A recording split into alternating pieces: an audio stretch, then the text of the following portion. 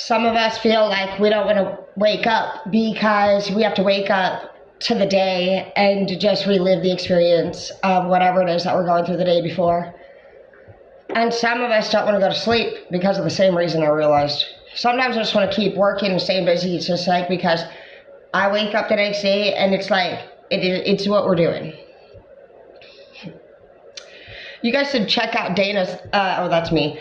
You should check out Marketplace. There's some just good baked goods on there, and they're sweet little ladies, and they're selling them for $10, and they look delicious. And I was just thinking, it just made me think about beauty school and the girls waking up and going and getting coffee and muffins and stuff. So maybe this year for Christmas, you could consider going and helping somebody who's like a craft maker out, or a baker that is doing things from home. I think that it would really go a long way, just knowing how much we could all use a couple extra bucks. And it looked too delicious. She was selling some like huckleberry, like crumble deliciousness. What are you doing? Did you just neck fart? Are you neck farting on me? I'm not opening that door, girl. I'm a pussy when it comes to the cold. The toy could die. There will be a time when everyone understands toys will no longer be allowed in the house. And because of this, Toy has to pay the price. No! Toy, if you ever talk back to me, ouch! I don't want to deal with you anymore! It's not about what you want, Toy. It's not. I'm the boss around here. Ow!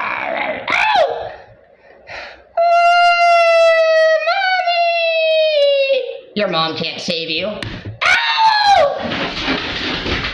Your mom is a cat. She looks like a cat. And if anyone around here has a problem with it, say something now. No one? Told you she's a cat. Ha ha ha ha ha! My mom loves me! No, she doesn't. She thinks you look like a cat. I don't look like a cat!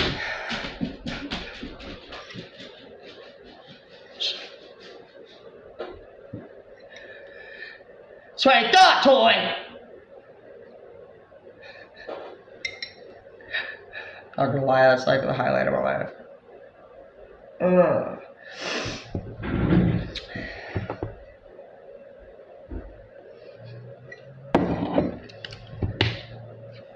Anyways.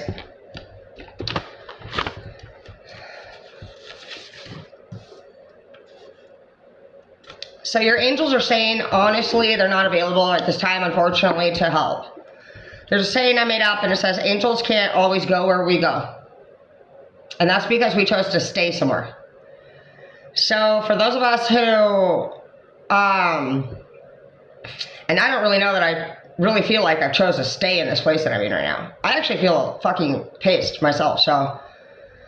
It could be somebody also who is dealing with a lesson on the 3D 100%. And sometimes our instructors do pull back.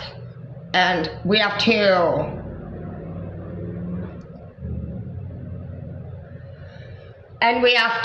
learn for whatever the reason is. So this is a whole, yeah, that's the bad guy, huh? Bad guy. She knows his vehicle. We're gonna have to learn. You might try a graphical method, meaning write the fucking shit down that you see, that you're looking at, and you gotta really just like, this is like gonna be a little bit of a mathematical type of situation.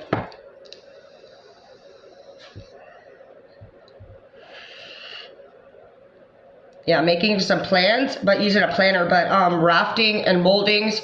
So like if you are looking for something, there could be something in particular like in the moldings or in the raftings or in like the cut crevices of something. You could have placed something there if you're looking to hide something. You're trying to see things, you need to see things from a different angle. You're embarrassed, it says.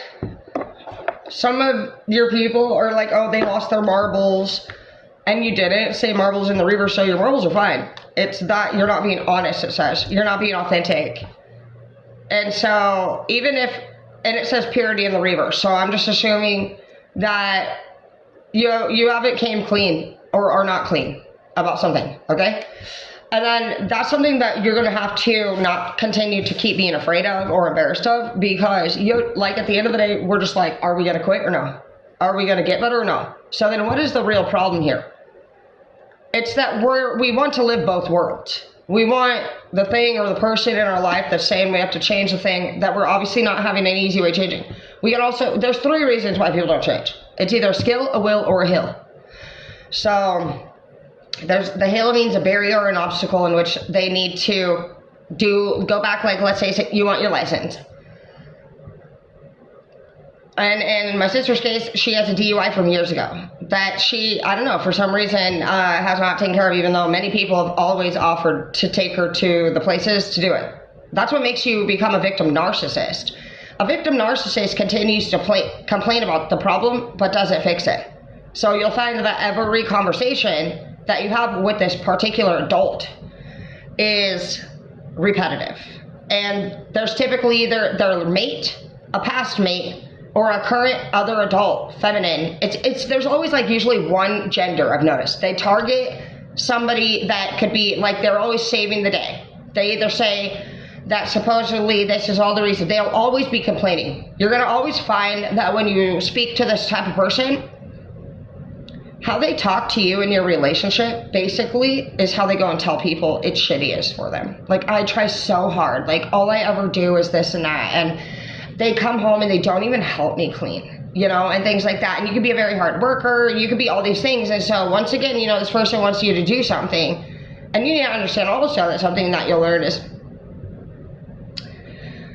you don't want to sit there and fucking listen to this person. You want to make them happy, or you want them to stop fucking bitching.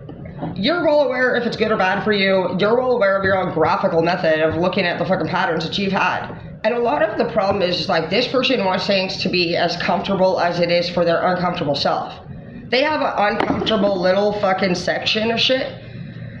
And even then, if they start to notice, if they notice it feels good for them, they want to fuck it all up too. They have self-sabotage 100%. So you're just realizing that this person, honestly, is probably a victim narc or something. And you're like, something that helped me also notice these things is, like, when I would go to Alaska, that my trips would be 4 months long. And so naturally you're going to get back and you're going to be really excited to see somebody.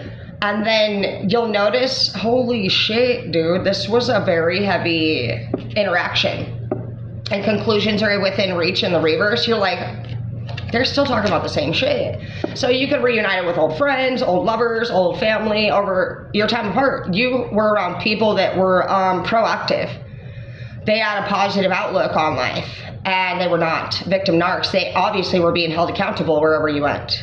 They were working, maybe they were going through jail, they were doing their time, maybe they were in treatment, it doesn't matter. You guys were waking and you were at a schedule, and you had a scheduling consistency, and you had goals with deadlines, mandatory ones.